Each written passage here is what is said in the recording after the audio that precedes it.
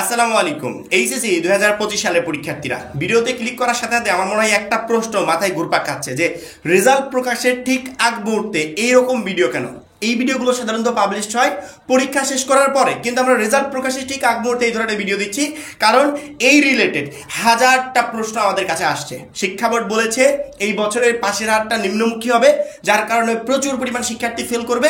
এখন শিক্ষার্থীদের প্রশ্ন যে তাহলে পাস নাম্বারটা আসলে সঠিক কত। মাত্র 310 টাকায় যারা এখনো আমাদের জাতীয় বিশ্ববিদ্যালয়ে ভর্তি পরীক্ষার প্রস্তুতি কোর্সে যুক্ত হন, খুবই দ্রুত করো, কারণ কি একটা মাত্র কোর্সে তুমি সকল সাবজেক্টের সাজেশন পাবে পিডিএফ আকারে। বিগত বছরগুলো জাতীয় বিশ্ববিদ্যালয়ে ভর্তি পরীক্ষার টোটাল প্রশ্ন ব্যাংক পাবে পিডিএফ আকারে, সেই সাথে প্রত্যেকটা সাবজেক্টের গুরুত্বপূর্ণ এমসিকিউ থাকবে পিডিএফ আকারে, পড়াশোনার রুটিন, ভর্তি পরীক্ষার গাইডলাইন, এভরিথিং থাকবে এই একটা মাত্র কোর্সে, যেই কোর্সটা তোমাকে কয়েক হাজার টাকা খরচের হাত থেকে বাঁচাবে। এই জন্য যারা এখনো কোর্সে যুক্ত হন, উপরে যে নাম্বারটা দেওয়া আছে এই নাম্বারে 310 টাকা সেন্ড মানি করে এই নাম্বারেই হোয়াটসঅ্যাপে আমাকে জানাবে ভাইয়া সেন্ড মানি করেছি, সাথে সাথে তোমাকে গ্রুপে যুক্ত করে নিব, তখন থেকে তোমার ভর্তি পরীক্ষার প্রস্তুতি শুরু হয়ে যাবে। আমি একটা জায়গায় দেখলাম দুই পত্র একসাথে মিলে পাস দিচ্ছে, আরেকজন বলছে না আলাদা আলাদা পাস করতে হবে। কেউ বলছে এক পত্রের সিকিউ প্লাস অন্য পত্রের সিকিউ দুইটা মিলে পাস করলেই হবে।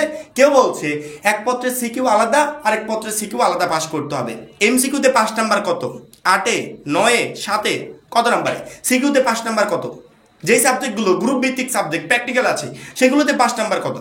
বিভিন্ন রকমের প্রশ্ন এই মুহূর্তে আমরা পাচ্ছি ঠিক রেজাল্ট প্রকাশের আগ মুহূর্তে, কারণ কি আমরা এই 5 নাম্বার রিলেটেড কনফিউশনে পড়ে গেছি।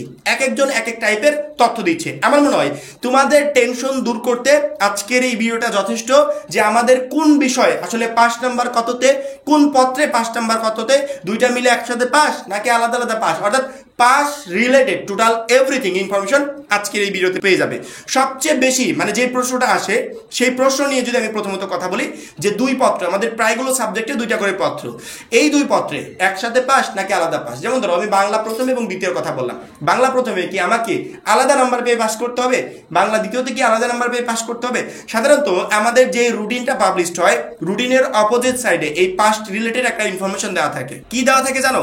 সৃজনশীল, বহু নির্বাচনী, ব্যবহারিক, এই তিনটা জায়গায় প্রত্যেকটা শিক্ষার্থীকে আলাদা আলাদা করে পাস করতে হবে, অর্থাৎ একত্রিত পাশের কোনো সিস্টেম নাই। এখন বুঝলাম যে সৃজনশীলে আলাদা পাস করতে হবে বুঝলাম, কিন্তু পাশের সিস্টেমটা আসলে কি? যে সকল সাবজেক্টে সৃজনশীলে 70 নাম্বার করে আছে সেই সাবজেক্টগুলোতে পাস করতে হলে একটা শিক্ষার্থীকে 23 করে পেতে হবে সৃজনশীল, অর্থাৎ যেখানে 70 নাম্বার সেখানে পাস করতে হলে 23 করে পেতে হবে, আর যেখানে 30 নাম্বার সেখানে পাস করতে হলে 10 করে পেতে হবে। এবার দুইটা পত্রের ঝামেলা একটু ক্লিয়ার করে দিই, দুইটা পত্র মিলে পাস নাকি আলাদা আলাদা পাস করতে হবে। আচ্ছা, আমাদের যখন এইচএসসি পর্যায়ে তুমি বিগত বছরের রেজাল্ট দেখবে, যখন রেজাল্ট প্রকাশ পায় আমি রেজাল্টের যে মার্কশিটটা আমি ওইখানে এরকম করে দেখি না Bangla first paper A+, Bangla second paper A-, এরকম রেজাল্ট দেখি না। রেজাল্ট কেমন প্রকাশ পায় জানো? রেজাল্ট প্রকাশ পায় বাংলা A+, ইংলিশ A-, এরকম করে রেজাল্ট পায়। অর্থাৎ দুইটা রেজাল্ট একত্রিত করে বাংলা প্রথম এবং দ্বিতীয় পত্র দুইটা একত্রিত করে একসাথে লেখে বাংলা A+, এইভাবে রেডি করে।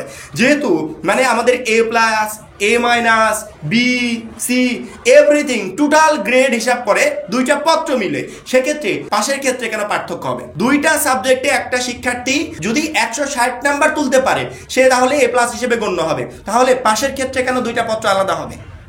আমার মনে হয় এই জায়গাগুলোতে যারা ইনফরমেশনগুলো দিচ্ছে তারা হয়তো বা একটু মানে তাদের সংশোধন করা প্রয়োজন, বা এই বিষয়ে আরেকটু অ্যানালাইসিস করা প্রয়োজন।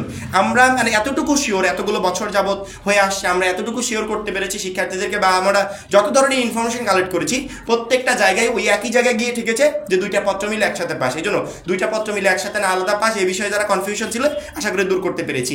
এবার আসি যেই সাবজেক্টগুলো গ্রুপ ভিত্তিক সাবজেক্ট প্লাস প্র্যাকটিক্যাল পরীক্ষা আছে, গ্রুপ ভিত্তিক সাবজেক্ট বা প্র্যাকটিক্যাল পরীক্ষা আছে যেগুলোতে, সেগুলোর ক্ষেত্রে 5 নাম্বার আবার আলাদা। আমি যদি ইংরেজির কথা বলি, ইংরেজি দুইটা পত্র মিলে কোনো শিক্ষার্থী যদি 66 নাম্বার উঠাতে পারে সেক্ষেত্রে পাস। একটা পত্রে 33 নাম্বার, যেহেতু এমসিকিউ নাই এই জন্য ইংরেজি নিয়ে কোনো ঝামেলাও নেই। কিন্তু যেই সাবজেক্টগুলোতে প্র্যাকটিক্যাল আছে এখানে আবার প্র্যাকটিক্যালে আলাদা পাস করতে হবে, অর্থাৎ প্র্যাকটিক্যাল হচ্ছে টোটাল 25 নাম্বার। এই 25 নাম্বারের ভিতর কোনো শিক্ষার্থী যদি 8 নাম্বার উঠাতে পারে তাহলে সে পাস করে যাবে।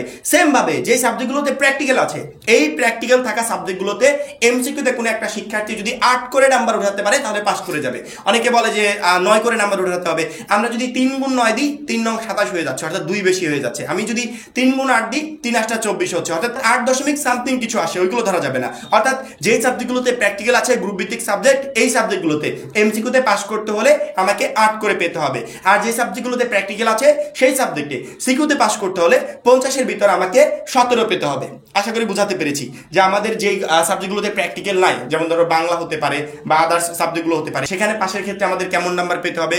যেই সাবজেক্টগুলোতে প্র্যাকটিক্যাল আছে সেখানে এমসিকিউ সিকিউতে পাশের ক্ষেত্রে কেমন নাম্বার পেতে হবে। যেগুলোতে এমসিকিউ নাই, যেমন ইংরেজি, সেখানে পাশের ক্ষেত্রে কেমন নাম্বার পেতে হবে। 2 পত্র মিলে একসাথে পাস নাকি আলাদা পাস, সেটাও বিশ্লেষণ করে দিয়েছি। আশা করি আজকের এই ভিডিওর মাধ্যমে পাস ফেলের যে হিসাব মিলাতে পারছিলে না বা বিভিন্ন প্রশ্ন আমাকে করছিলে, টোটাল প্রশ্নগুলোর উত্তর দিতে পেরেছি। এখন এই পর্যন্তই। পরবর্তী ভিডিওর জন্য অবশ্যই চ্যানেলটাকে সাবস্ক্রাইব করে রাখবে। যারা এখনো আমাদের জাতীয় বিশ্ববিদ্যালয়ে ভর্তি পরীক্ষার প্রস্তুতি করছে, যুক্ত হওয়া নাই, খুবই দ্রুত যুক্ত হয়ে যাবে। সবাই ভালো থাকবে, সুস্থ থাকবে। আল্লাহ হাফেজ।